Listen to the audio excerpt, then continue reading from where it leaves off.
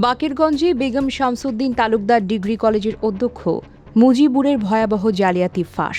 নানান কৌশলে college fund ও শিক্ষার্থীদের লাখ লাখ টাকা আত্মসাৎ।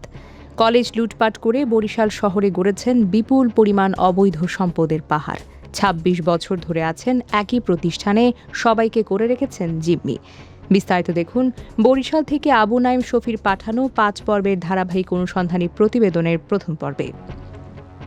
বরিশালের বাকেরগঞ্জ উপজেলার চরাদি ইউনিয়নের বেগম শামসুদ্দিন তালুকদার ডিগ্রি কলেজের অধ্যক্ষ মুজিবুর রহমানের বিরুদ্ধে দীর্ঘদিন ধরে বিস্তৃত অনিয়ম, অর্থনৈতিক স্বচ্ছতার অভাব এবং প্রশাসনিক ক্ষমতার অপব্যবহারের অভিযোগ উঠেছে।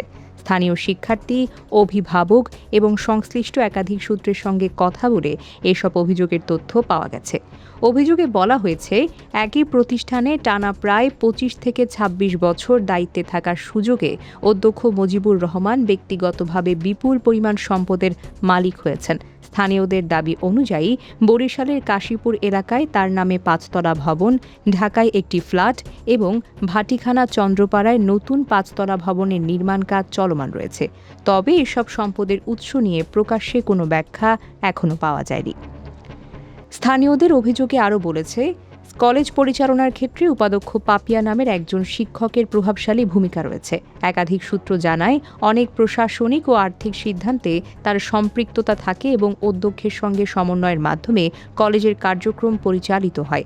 অভিযোগকারীদের দাবি, এই দুইজনের সমন্বিত ব্যবস্থাপনায় অর্থ আদায় ও হিসাব নিয়ন্ত্রণ করা হয়। শিক্ষার্থী ও অভিভাবকদের অভিযোগে আরও বলা হয়েছে, কলেজে দীর্ঘদিন ধরে রসিদবিহীন অর্থ গ্রহণের ঘটনা ঘটে আসছে। বিভিন্ন সময়ে সাদা কাগজে ভাউচার তৈরি করে অতিরিক্ত অর্থ আদায়ের অভিযোগ রয়েছে।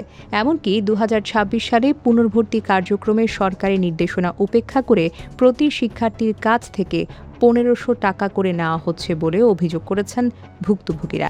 এছাড়া ক্রীড়া ফি, সেমিনার ফি, ধর্মীয় ফি, উন্নয়ন ফি নামে আলাদা আলাদা অর্থ আদায়ের অভিযোগও পাওয়া গেছে। শিক্ষার্থীদের দাবি, এসব খাতে সংগ্রহীত অর্থের বাস্তব কোনো উন্নয়ন কার্যক্রমে ব্যবহার করতে দেখা যায় না। বিশেষ করে সেমিনার ফি বাবদ প্রতি শিক্ষার্থীর কাছ থেকে ৮০০ টাকা করে নেওয়া হলেও অনুষ্ঠানগুলো অত্যন্ত সাধারণভাবেই সম্পন্ন হয় বলে অভিযোগ রয়েছে। শিক্ষার্থীরা আরও জানান, পরীক্ষার অ্যাডমিট কার্ড প্রদানের ক্ষেত্রে অতিরিক্ত ১৫০০ টাকা পর্যন্ত নেওয়ার অভিযোগ রয়েছে, যা সরকারি নিয়মের সঙ্গে পুরোপুরিভাবে সাংঘর্ষিক বলে মনে করেন। পাশাপাশি ভর্তি, মার্কশিট ও সনদপত্র প্রদানেও অতিরিক্ত অর্থ আদায়ের অভিযোগ রয়েছে। স্থানীয়দের একাংশের দাবি, কলেজের ছাদে থাকা মৌমাছির চাক থেকে সংগ্রহিত মধু বিক্রির অর্থ কলেজ তহবিলে জমা না হয়ে ব্যক্তিগতভাবে ব্যবহার করা হয়। তবে এই বিষয়ে কোনো প্রমাণ বা আনুষ্ঠানিক নথি পাওয়া যায়নি। শিক্ষার্থীদের অভিযোগ, কলেজ প্রশাসনের সিদ্ধান্ত নিয়ে প্রশ্ন তুললে প্রায়ই তাদের এক দপ্তর থেকে অন্য দপ্তরে পাঠানো হয়। অধ্যক্ষ ও উপাধ্যক্ষদের মধ্যে দায়িত্ব ভাগাভাগির কারণে কোনো নির্দিষ্ট সমাধান পাওয়া যায় না বললেও তারা জানান। অভিযোগ অনুযায়ী অধিকাংশ সময় অধ্যক্ষ কলেজে অনুপস্থিত থাকেন এবং ফোনেও তাকে পাওয়া যায় না। ফলে শিক্ষার্থীদের সমস্যা যেন আরও বেশি জটিল হয়ে ওঠে।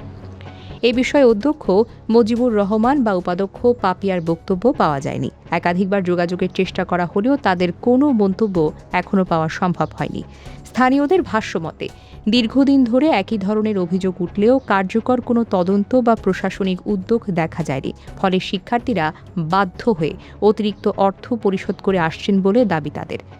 দর্শক, পরবর্তী পর্বে থাকছে আরও বিস্তারিত, তাই চোখ রাখুন অগ্রযাত্রা প্রতিদিনে। অগ্রযাত্রা প্রতিদিন,